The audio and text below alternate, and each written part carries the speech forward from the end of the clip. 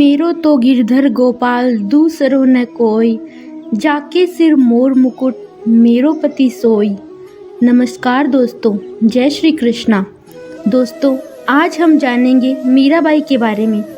मीराबाई भक्ति काल की एक ऐसी संत है जिनका सब कुछ कृष्ण के लिए समर्पित था।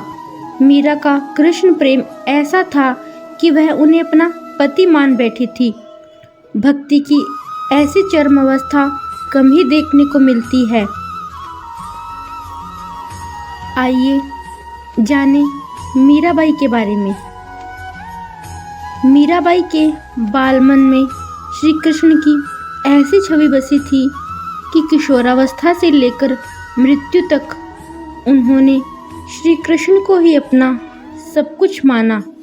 जोधपुर के राजा राठौड़ रतन सिंह जी की इकलौती पुत्री मीराबाई का जन्म 16वीं शताब्दी में हुआ था। बचपन से ही वह कृष्ण की भक्ति में रम गई थी। मीराबाई के बचपन में हुई एक घटना की वजह से उनका कृष्ण प्रेम अपनी चरम अवस्था तक पहुंच गया। एक दिन उनके पड़ोस में किसी बड़े व्यक्ति के यहाँ बारात आई। सभी औरतें छत पर खड़ी होकर बारात देख रही थी। मीरा भी बारात देखने लगी। बारात को देख मीरा ने अपनी माता से पूछा कि माता, मेरा दूल्हा कौन है? इस पर उनकी माता ने कृष्ण की मूर्ति की ओर इशारा करके कहा कि यही तुम्हारा दूल्हा है। बस यह बात मीरा के बाल मन में एक गांठ की तरह बंध गई। बाद में मीराबाई की शादी महाराणा सांगा के पुत्र भोजराज से हुई। इस शादी के लिए पहले तो मीराबाई ने मना कर दिया, लेकिन जोर देने पर वह फूट फूट कर रोने लगी। शादी के बाद विदाई के समय वे कृष्ण की वही मूर्ति अपने साथ ले गई जिसे उनकी माता ने उनका दूल्हा बताया था। ससुराल में अपने घरेलू कामकाज निपटाने के बाद मीरा रोज कृष्ण के मंदिर चली जाती और कृष्ण की पूजा करती, उनकी मूर्ति के सामने गाती और नृत्य करती। उनके ससुराल वाले तुलजा भवानी यानी दुर्गा को कुलदेवी मानते थे। जब मीरा ने कुलदेवी की पूजा करने से इनकार कर दिया तो परिवार वालों ने उनकी श्रद्धा भक्ति को मंजूरी नहीं दी।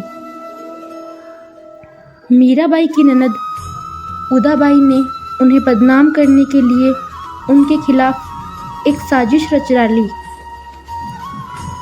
उसने राणा से कहा कि मीरा का किसी के साथ गुप्त प्रेम है और उसने मीरा को मंदिर में अपने प्रेमी से बातें करते देखा है। राणा अपनी बहन के साथ आधी रात को मंदिर गया। वह मंदिर का दरवाज़ा तोड़ अंदर पहुंचा और देखा कि मीरा अकेले ही कृष्ण की मूर्ति के सामने परम आनंद की अवस्था में बैठी मूर्ति से बातें कर रही थी और मस्ती में गा रही थी। राणा मीरा पर चिल्लाया, मीरा, तुम जिस प्रेमी से अभी बातें कर रही हो उसे मेरे सामने लाओ। मीरा ने जवाब दिया, वह सामने बैठा है, मेरा स्वामी नैन चोर जिसने मेरा दिल चुराया है, और वह समाधि में चली गई। इस घटना से राणा का दिल टूट गया, लेकिन फिर भी उसने एक अच्छे पति की भूमिका निभाई और मरते दम तक मीरा का साथ दिया। हालांकि मीरा को राजगद्दी की कोई चाह नहीं थी, फिर भी राणा के संबंधी मीरा को कई तरीकों से सताने लगे। कृष्ण के प्रति मीरा का प्रेम शुरुआत में बेहद निजी था, लेकिन बाद में कभी कभी मीरा के मन में प्रेमानंद इतना उमड़ पड़ता कि वह आम लोगों के सामने और धार्मिक उत्सवों में नाचने गाने लगती। वे रात से चुपचाप चित्तौड़ के किले से निकल जाती और नगर में चल रहे सत्संग में हिस्सा लेती।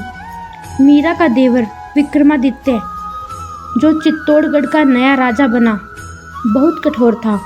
मीरा की भक्ति उनका आम लोगों के साथ घुलना मिलना और नारी मर्यादा के प्रति उनकी लापरवाही का उसने कड़ा विरोध किया। उसने मीरा को मारने की कई बार कोशिश की, यहाँ तक कि एक बार उसने मीरा के पास फूलों की टोकरी में एक जहरीला सांप रखकर भेजा और मीरा को संदेश भिजवाया कि टोकरी में फूलों के हार हैं। ध्यान से उठने के बाद जब मीरा ने टोकरी खोली तो उसमें से फूलों के हार के साथ कृष्ण की एक सुंदर मूर्ति निकली। राणा का तैयार किया हुआ कांटों का बिस्तर भी मीरा के लिए फूलों का सेज बन गया जब मीरा उस पर सोने चली। जब यातनाएं बर्दाश्त से बाहर हो गई तो उन्होंने चित्तौड़ छोड़ दिया। वे पहले मेड़ता गई, लेकिन जब उन्हें वहाँ भी संतोष नहीं मिला तो कुछ समय बाद उन्होंने वृंदावन का रुख किया। मीरा मानती थी कि वह गोपी ललिता है जिन्होंने फिर से जन्म लिया है। ललिता कृष्ण के प्रेम में दीवानी थी। खैर, मीरा ने अपनी तीर्थ यात्रा जारी रखी। वे एक गांव से दूसरे गांव नाचती गाती पूरे उत्तर भारत में घूमती रही। माना जाता है कि उन्होंने अपने जीवन के अंतिम कुछ साल गुजरात के द्वारका में गुजारे। ऐसा कहा जाता है कि दर्शकों की पूरी भीड़ के सामने मीरा द्वारकाधीश की मूर्ति में समा गई। जय श्री कृष्ण।